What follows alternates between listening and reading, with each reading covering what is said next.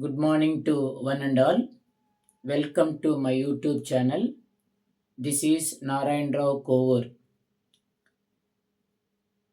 Today, in this video, we understand what was the position of Indian economy before independence. Before 1947, what was the position of Indian economy? Right. In 1600,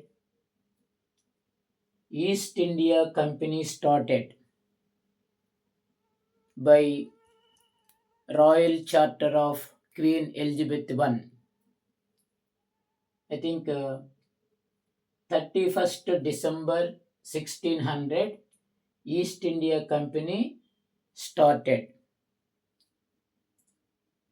In 1757, Battle of Plassey at Plassey in Bengal between British East India Company and the Nawab of Bengal, Sirajuddaula. The reason is British interference in Bengal administration,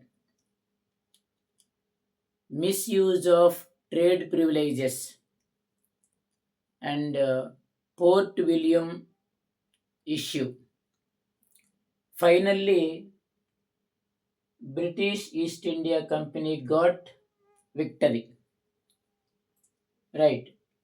As a result of Battle of Plassey, drain of wealth to Britain.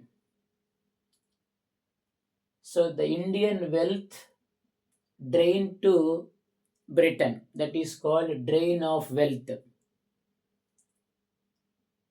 At the same time, it is the foundation for colonial economic exploitation.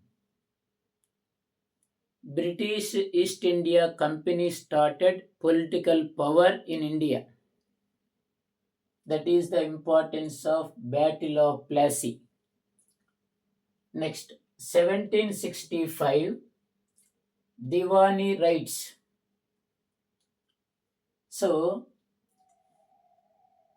British East India Company got revenue collection rights in Bengal.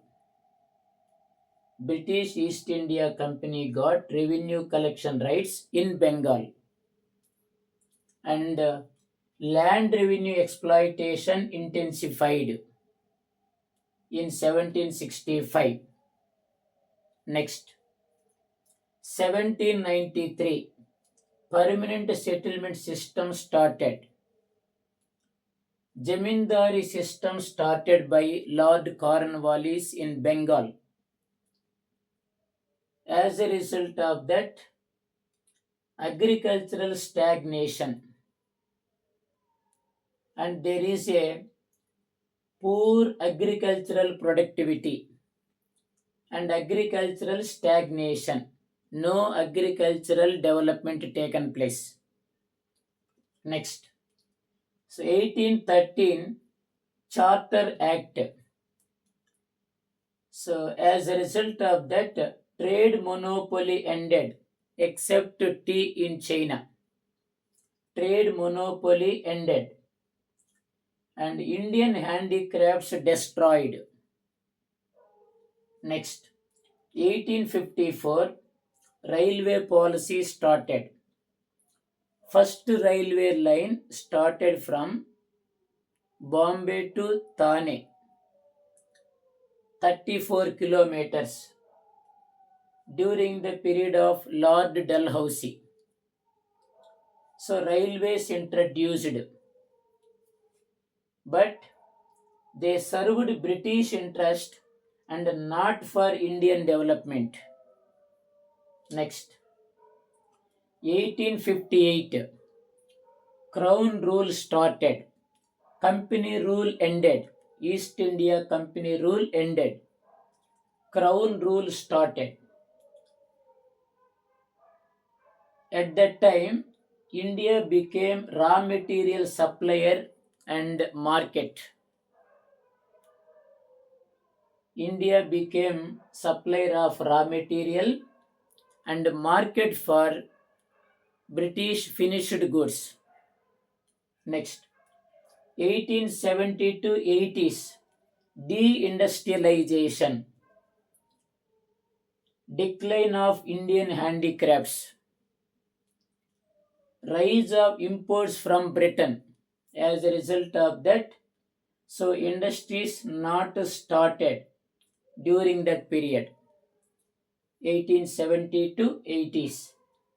Next, 1896 to 1900, severe famines, poor agricultural productivity taken place, no welfare role of colonial state. There is no welfare role from the colonial state. Next, 1911, capital shifted to Delhi from Calcutta, present Kolkata.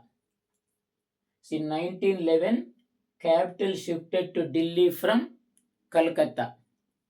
Next, 1919, Government of India Act started. Government of India Act introduced. According to this act, limited fiscal powers to provinces. Limited fiscal powers to provinces. And center dominated finance. Center played a key role in the point of finance. Next, 1929 to 33, Great Depression. As a result of Great Depression, export prices collapsed. Farmers badly affected. Next, 1935, Reserve Bank of India established. That means the central bank started and monetary policy under control of Britain. Next, 1935, Government of India Act introduced.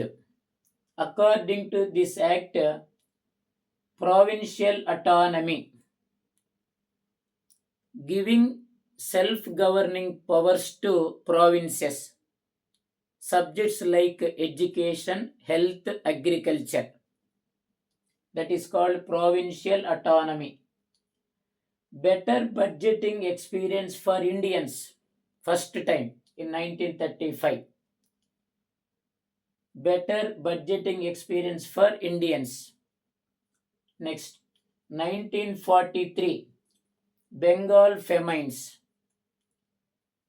policy failure, and over 3 million deaths taken place due to Bengal famines in 1943. So in 1947, finally we got independence. And the economy left with low GDP growth. Low GDP growth and high poverty. Poverty is more. And poor infrastructure. Power, transport, communication, health, education, banking, insurance, etc. etc. That infrastructure is poor infrastructure. And fourth one is agrarian dominance, agriculture sector dominated. So it is the position of Indian economy before 1947. That is called Indian economy before independence. That is before 1947. Thank you. So like, share, subscribe and comment.